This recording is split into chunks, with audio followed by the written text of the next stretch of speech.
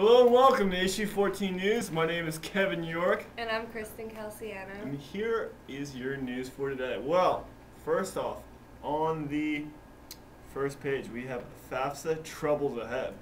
Services and the Pennsylvania Higher Education Assistance Agency have temporarily suspended financial aid, awarding only state grants to those students who have filled and filed a FAFSA form by May 1st.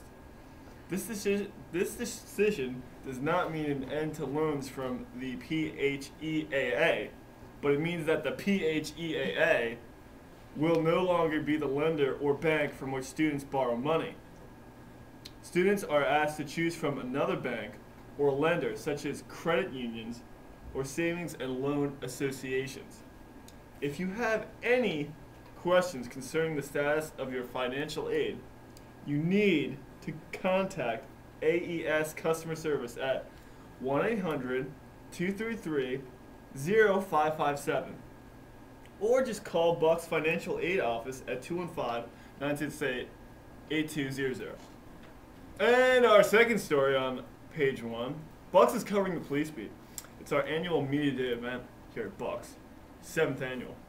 This year the topic is crime and punishment, covering the police beat, and features journalist Bill Malgi of the Pittsburgh Post-Gazette, Aaron O'Hearn of Channel 6 Action News, and J.D. Mullane of Bucks County Courier-Times. Talks about the possibilities for Hillary Clinton if she should choose someone to run with her for vice president, and it also talks about the qualities a vice president nominee should have, saying, first, a vice president nominee should do no harm to the ticket. A candidate doesn't want to pick a vice president that has scandals swarming around his or her every move. Second, the candidate should be able to carry his or her home state. It's even better if a presidential nominee were unlikely to win the state without choosing that person as a vice president. Third, the vice president should help unify the party by being from faction other than the presidential nominee, I think that's supposed to say. Finally, the vice president should bring something to the table that the candidate lacks. If the presidential nominee has little experience, then they could choose a vice president with a lot of experience. Okay, Kevin, what's on page 4? Well, gas prices are outrageous by the gallon.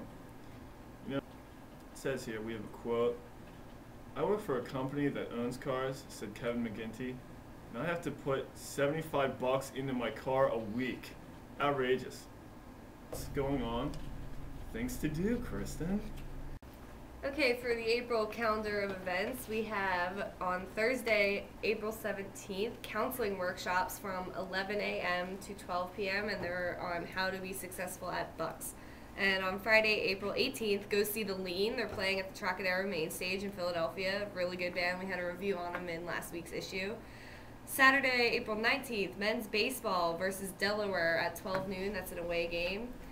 And Sunday, April 20th, random sobriety checkpoints are scheduled all over Bucks County. All right, on page 6, we have a special section for student life. It's on trends, and the first article is Trends of Our Era, What Became Before the Fads. Webster's Dictionary defines fad as a temporary fashion trend, manner of conduct, one followed enthusiastically by a group.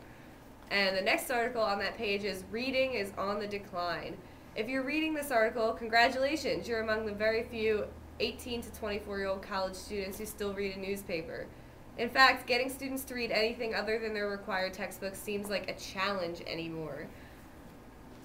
All right, on page 7, student special, trends, we have the text messaging phenomenon. Are you into it? Nowadays, people are texting like madmen. We have a quote here that says, "I'd say I only send about 50 a day." 50 a day? That's ridiculous. It goes on to say, according to Excision, the messaging and charging company of choice for over 300 network operators and service providers worldwide, reported that the number of text messages sent during New Year's 2008 increased 30% from the previous year. People sent a staggering 43 billion texts to wish their loved ones a Happy New Year. Also on the page, we have online dating, a convenient option for students. The story goes on to say, Such websites as eHarmony, Match.com, and Chemistry.com are all websites in which people of all ages can make a profile of themselves, including the proper search criteria in which you want to be presented. These dating sites pull your attention to them with their catchy phrases and lovey-dovey TV commercials. Unfortunately, these sites are not free. To apply, you must register and pay a monthly or annual fee. That's yearly. Chemistry.com and eHarmony are $49.95 per month, while Match.com is $19.95 per month. So, that's dating. Page 8, continuing these trend specials. The Facebook and MySpace generation. Now, this article deals with the revolution that has been going on about how people are getting addicted to MySpace and Facebook.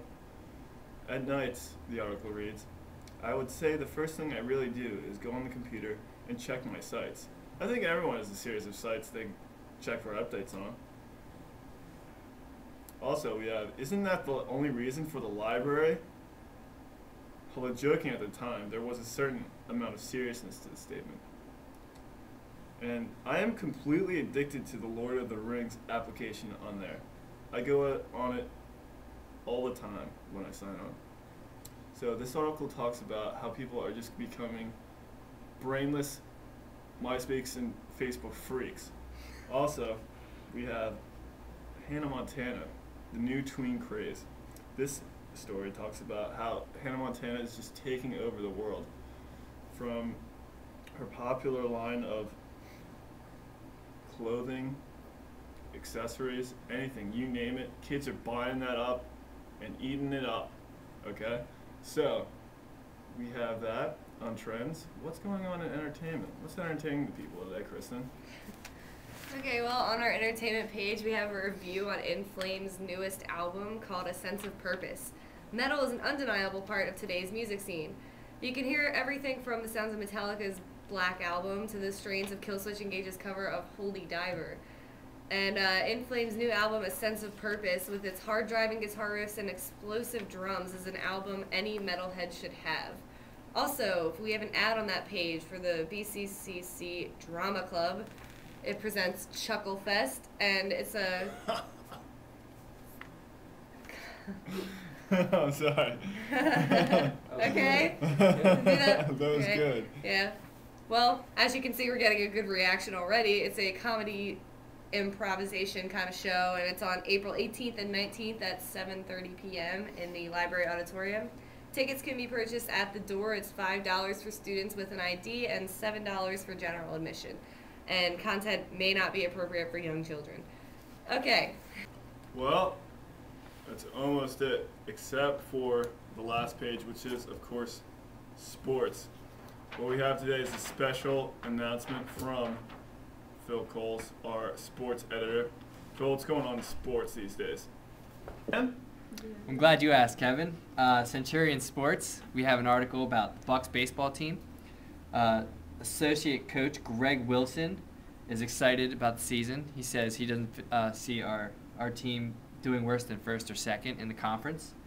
The team is 2-0 in conference play, although they just recently lost 10-11 against Lehigh Carbon Community College. Also, we have an article about the Bucs tennis team, which is in its first year with new coach Stephen Coyne. He's very excited about the upcoming season. The team's next match is scheduled for Tuesday, April 15th at 3 p.m. and they face Northampton. We also have a story about this weekend's Masters, which was won by Trevor Immelman, who shot a 8-under par and held off competitors Tiger Woods, among others, to win his first green jacket and become the second South African to wear the green jacket besides Gary Player. And that's all for sports. From all of us here at the Centurion, that was Issue 14 News. I'm Kevin York. I'm Kristen Calciano. And I'm Phil Coles. Thanks again.